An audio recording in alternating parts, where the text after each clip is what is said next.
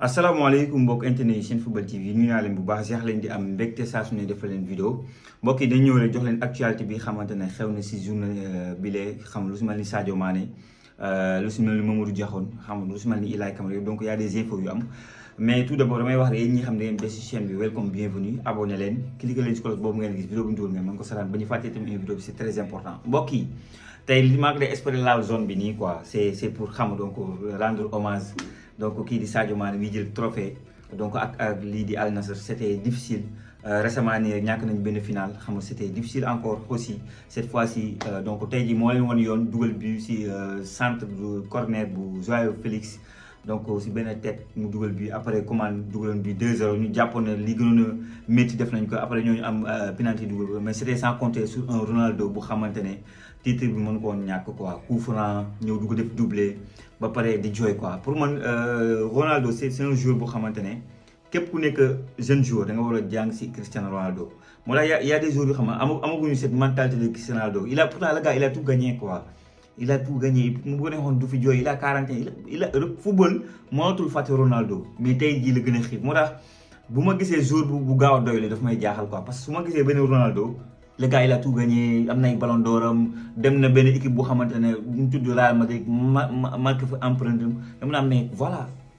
fépp mu dem dugal na fa 100 bi sa Sporting bi te foofu xale la fa Manchester United dugal na fa 100 bi dugal na Juventus 100 bi Real Madrid 100 bi Al Nassr 100 bi fépp mu dem laal na fa 100 bi Portugal 100 bi donc joueur bu ñu mel quoi il est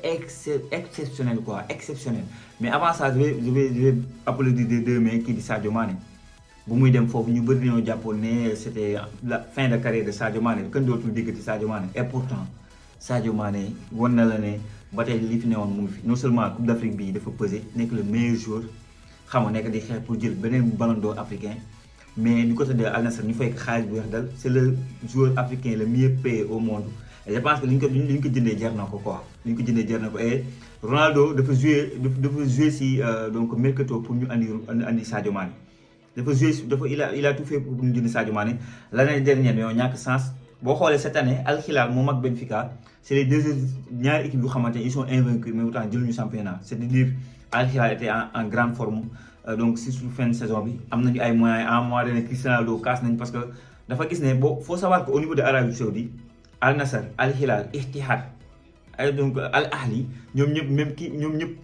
kenn moo leen moom roi bi moo leen moom roi bi nag li muy def si xaalis li muy injecté si xaalis Al Hilal injecté ko si Ittihad injecté ko si Al Ahli de Edouard Mendy def ko si Al Nassr moo tax kii menacé woon na day quitté kii ñu ngi koy waxatee Ronaldo à un moment donné parce que dafa gis ne ñoo ngi renforcer yeneen équipe bi pendant ce temps la gars moom équipe am ñu ngi ko renforcer te benn seul propriétaire la ñu am Al Nassr lañ si gën a ñàkk a jox doole parce que Al Nassr yeneen équipe yi ñoo gën a mag donc fallait le faire ils l'ont fait mais man franchement je suis tellement content de voir Sadio Mané heureux man Sadio Mané bu kontaan ne damay kontaan et bi passé c'est vous dire le match contre Al Hilal c'était comme ça parce que je me suis dit que Kalidou Koulibaly jël na trophée championnat bi Edouard Mendy jël na avec la Ligue des champions Asie il restait que Sadio Mané bi dem Arabie Saoudite jëlul moo tax bu jëlee ñu dañuy kontaan quoi franchement encore une fois félicitations à Sadio Mané et à Ronaldo légende du football mondial. gars bu ñu jëlee foofu là c'est une mauvaise nouvelle on va parler de Ilay Camara bi xamante ne dañu wax ne day dafa génn sur blessure et c'est malheureux quoi et c'est la deuxième fois boo xoolee avant la CAN dañ ko boole si liste bi mu posté Instagram am quelques heures après le gars il s'est blessé demul CAN bii aussi la même chose convoqué nañ ko def na benn poste ne kontaan na par rapport ak li ñu ko convoqué sélection après quelques instants après il est blessé. toute façon ñëpp xamoon nañ ne man li ma jàppoon ne Pape Thiaw moom lay dee après cette liste là 2 réservistes la def la yóbbaale parce que c'est une liste de 28 jours dama jàppoon ne Bara Sapoko Ndiaye ak Ilay Camara bu ñu joué 2 matchs yi ñoom ñaar lay éliminer loolu laa yaakaaroon mais là yoon boobu la instant Bara Sapoko Ndiaye la ñuy ñëw xool ko contre Arabie Saoudite contre kii ñu koy waxatee États-Unis bu ñu xoolee li muy joxe après moom la ñu éliminer après ñi 26 des ñooy dem donc c'est malheureux pour Ilay Camara surtout que Ilay Camara pour moi la fekk ñu woo ko sax c'est bien quoi parce que le gars c'est comme Mamadou Diakhone c'est 2 joueurs yu xamante ne ils se sont sacrifiés pour l'équipe nationale du Sénégal su ma nee nag sacrifié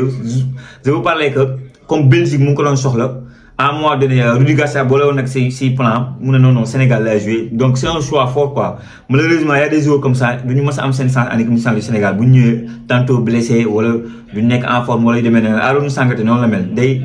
joueur bu am niveau la mais tout le temps day blessé donc Ilay Camara c'est malheureux pour lui quoi, franchement, en espérant que peut-être gaañu bi may nekk lu garaaw et que c'est le club en tant que tel Anderlecht moo bañ a jël risque et que dina wéraat si diggante bi ba ñëw bokk si stage bi xamante ne war na am donc seen suñu war a am joué ñaari match quoi. Donc loolu c'est à noter keneen ko xamante ne ma koy féliciter c'est plutôt Mamadou Diakhone. Xëy na tey bu mu gisee liste bi xolam neexul ba bu soñoon bokk comme je vous ai dit moom aussi dafa def li sa waay def Ilaay Camara. Il a refusé l'équipe de France espoir pour Sénégal mu nekk un choix fort mais ba naan booy bu am 21 ans moom jarul yaakam ci quoi xam nga. Donc équipe nationale yi nga fi ñëwaat yàlla CAN 2027 coupe du monde dina amaat et pour man mën nga ñëwaat quoi. Mamadou Diakhone c'est triste d'un côté mais voilà quoi, di nga ñëwaat jarul yaakam ci moom aussi. On lui félicite parce que jël na ñoom ñoo jël championnat Belgique. Il est champion moom mii di donc Mamadou Diakhone et franchement il est à féliciter franchement et que di ko encourager par rapport ak la difficulté bi xamante ne am na ko bu sañoon bokkoo si liste bi du si mën a bokk. gars yeneen information yu xamante ne nañ ko joxe aussi c'est par rapport aux autres listes yi xamante ne am na tey certes liste Sénégal bi moo jël débat yi ñëpp moom la ñuy waxtaanee mais faut noter aussi que donc équipe bu mel ni Allemagne par exemple Adeyemi bi nekk au Dortmund woowuñu ko par exemple xam nga Ter Stegen bokk si def nañ le retour de keneen kii di ni ñu koy waxee Neuer bi xamante ne retraité dafa doon retraité tam woo nañ ko pour coupe du monde bi c'est-à-dire donc ay changements yu rëy la si football mondial yi yu ñu mën a wax. Côté Angleterre il y a des joueurs comme Palmer comme Foden comme Maguire donc Thomas Tuchel convoqué wu leen donc loolu c'est-à-dire donc c'est des informations yu xamante ne donc mën nañu ko joxe mu concerner voilà. Bon yeneen information yu may c'est plus le match donc Arsenal Paris Saint-Germain se dit que Dembélé par rapport ak la blessure bi xamante ne am na ko fan yi c'est pas trop grave et normalement il sera apte pour le match la finale Ligue des Champions. Il sera apte et war na mën a ñëw plutôt. Donc loolu pour les supporters du PSG seen xel mën na dal par rapport à ça et que Ousmane Dembélé dina ma nekk pour man loolu c'est une bonne nouvelle pour les supporters du PSG parce que xam naa ne commencé woon nañu jaaxle ndax Dembélé dina jouer ñoo commencé woon wax loolu noonu. Aussi loolu mën nañu ko wax côté Arsenal ils sont presque au complet. Il y a des joueurs comme Saka il est en grande forme là def nañ fête Arteta génn na wax nee na kontaan nañu c'est bien mais là dañu war a def focus sur le match de Ligue des Champions parce que c'est un match difficile. Certes nee nañ toog nañu 22 ans sans jël trophée bi mbégte la dañu war a enflammer wu fête def la fête mais là il doit se reconcentrer sur le trophée bi xamante ne moom lañu gën a chercher en club c'est la Ligue des Champions. Et donc bind turu Arsenal mooy jël Ligue des Champions parce que Arsenal loolu su mën a dégg mos na jël ay championnat par le passé donc mais Ligue des Champions de leur histoire mosuñu ko jël moo tax moom pour moom day wax ay joueurs actuellement lenn la ñu war a def focus concentré wu si finale Ligue des Champions bi xamante ne am na ñu war ko jouer donc contre PSG. Donc gars yi football mondial aussi li ñu ci mën a wax mooy daanaka lépp lu xamante ne woon ñu ko doon waxtaanee donc leer na léegi. Allemagne xam nañ ki jël trophée bi France championnat France xam nañ ne Ligue 1 PSG moo ko jël. Championnat bi desoon c'est Angleterre comme moo koy jël et tout Arsenal leer na. Beneen bi fi desoon xamante ne moom doon xaar coupe bii la mooy coupe bu ñoom Al Nassr ndax ñoom ñooy jël championnat ou pas boobu aussi leer na. Donc il nous reste Europa League bi aussi tam leer na Aston Villa jël na ko démb. Donc finale yi xamante ne des na yu ñu mën a xaar c'est le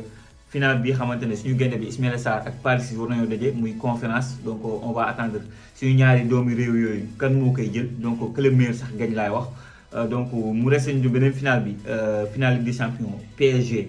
donc ak kii di donc PSG ak kii di Arsenal donc c'est mooy finale yi fi des. Après loolu bu ñu si jógee dañuy jublu carrément si coupe du monde bi xamante ne c'est prochainement et que Sénégal a 2 matchs yu xamante ne c'est important. Benn bi ñu war ko jouer le 31 mai incha allah beneen bi ñu war ko jouer donc le 9 donc juin mu nekk 2 matchs yu xamante ne de préparation yu am solo laataa suñu coupe du monde di démarrer. Donc mbokk yi li moo nekkoon ay xibaar yu xamante ne bëgg naa ko partager ak yéen dama leen di bàyyi ci commentaire ngeen wax ma seen xalaat ak seen gis-gis jaajëfal naa leen wax leen ba beneen su Senfootball TV.